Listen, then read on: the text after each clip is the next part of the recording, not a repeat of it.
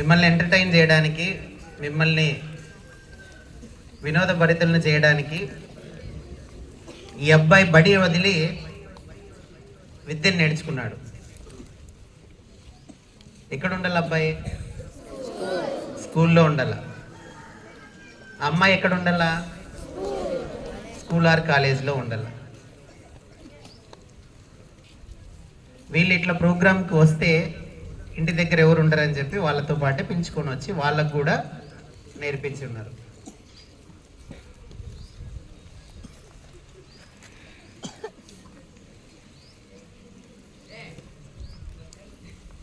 మన పేరెంట్స్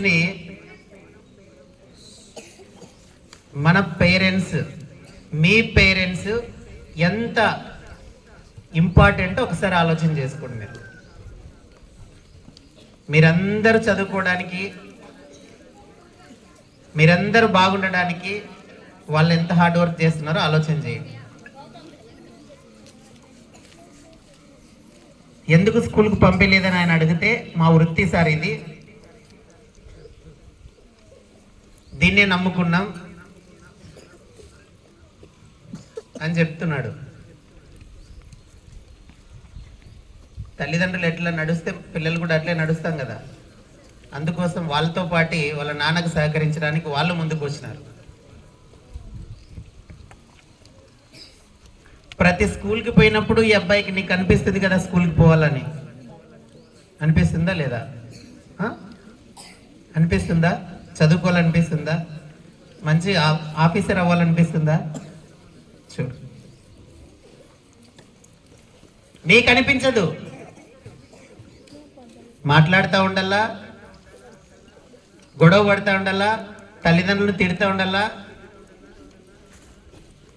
మీకేం అనిపించదు. ఆకలి వేసినప్పుడే అన్నం విలువ తెలుస్తుంది. ఆకలి లేనప్పుడు ఏం తెలుస్తుంది? అన్నం విలువ తెలుస్తుందా?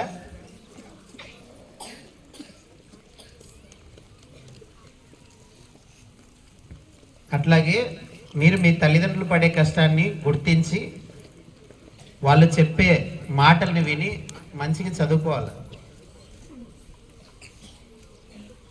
కొద్దిమందికి చూసినప్పుడు కైండ్ హార్టెడ్ పీపుల్ ఎవరైతే ఉంటారో, దయార్ద్ర హృదయం అంటాం దాన్ని తెలుగులో. Kind hearted people. కొద్దిమందికి మనసు బాధ ఉంటుంది, అమ్మాయి నడిచేటప్పుడు పైన కింద పడుతుందేమో, టెన్షన్ ఫీల్ అయింటారు. అయినారా లేదా? కాలేదా? పడదులే అనే కాన్ఫిడెంట్ ఉందా? నాకైతే లేదు, భయం వేసింది నాకు. మిస్ అవుతుందేమో, స్లిప్ అవుతుందేమో అని.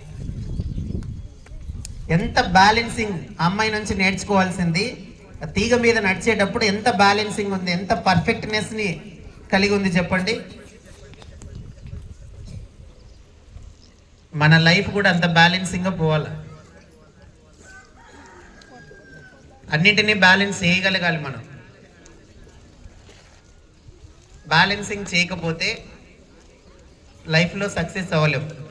ఎన్నోసార్లు ఒడిదుడుకులు ఎదుర్కొంటుంది, కింద పడి ఉండొచ్చు, స్లిప్ అయి ఉండొచ్చు. బట్ ప్రాక్టీస్ చేయడం వల్ల నేర్చుకోండి. ఆ ప్రాక్టీసే ఈరోజు ఎన్నో ప్రోగ్రామ్స్ చేయడానికి ఇదైంది. మనం కూడా చదువుకునేటప్పుడు రాదు, కష్టం అనిపించింటుంది, మనం వదిలేస్తాం మధ్యలో. ఎందుకు? మనకి ఇంకొకటి ఆప్షన్, వేరే ఆప్షన్ ఉంటుందని.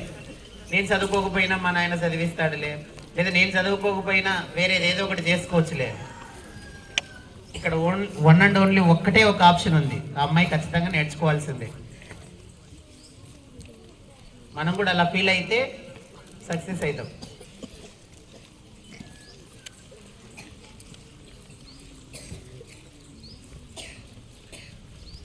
నేర్చుకోవాలనే తపన ఉంటే డెఫినెట్గా నేర్చుకోగలుగుతాం.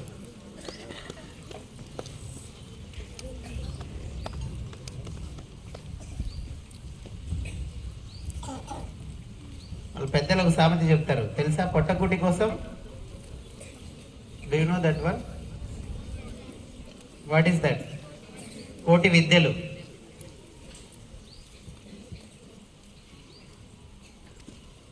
అదే ఇది.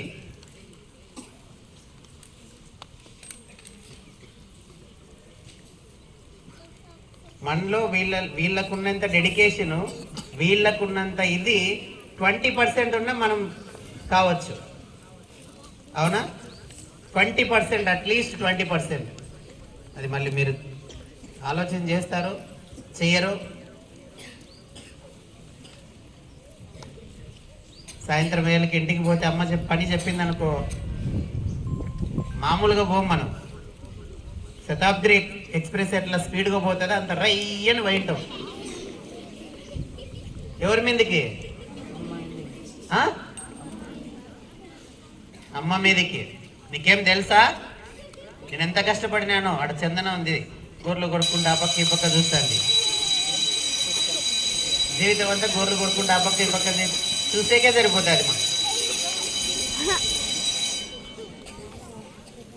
వినేది ఎప్పుడు? ఇంటికి పోయి అమ్మ ఒక పని చెప్పింది అనుకో, ఒంటికాల మీద పోతాం ఎగురుకుంటా. పోవచ్చా అట్లా? పోకూడదు కదా. వాళ్ళ డాడీ ఏం చెప్పినాడో అబ్బాయి చేసినాడు, వాళ్ళ మమ్మీ ఏం చేసిందో అమ్మాయి చెప్పిందో అమ్మాయి చేసింది. మన అమ్మ నాన్నలు ఏం చెప్పినారో మనం ఇంటి దగ్గర ఏం చెప్తారు? 2 పనులు చెప్తారు. ఆడపిల్లలకైతే ఇంట్లో బయట ఊడ్సేయి అంటారు, మగ పిల్లలకైతే బిందె నీళ్ళు ఎత్తుకురాపు అంటారు. అవునా? లేదా ఏమైనా టీ ప్యాకెట్లు అవి ఇవి తీసుకురమ్మంటారు.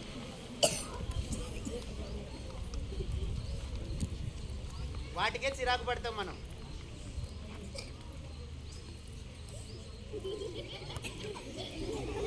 వాటికే చిరాకు పడతాం. ఇంటికి పోతాం, అడుస్తాం. పొద్దు నుంచి సాయంత్రం వరకు ఆ స్కూల్లో అయితే సంపి పెట్టి మేడం వాళ్ళు, సార్ వాళ్ళు, నువ్వు చూస్తే ఇంటికి వచ్చినాక చంపుతున్నావు అని. అవునా? అంటారా లేదా? అంతా అంటా ఉంటున్నారు. రైట్, మంచి పిల్లలు అయితే చెప్పిన పనులు చేయండి. ఫస్ట్ ప్రోగ్రామ్ అంతా బాగుంది కదా?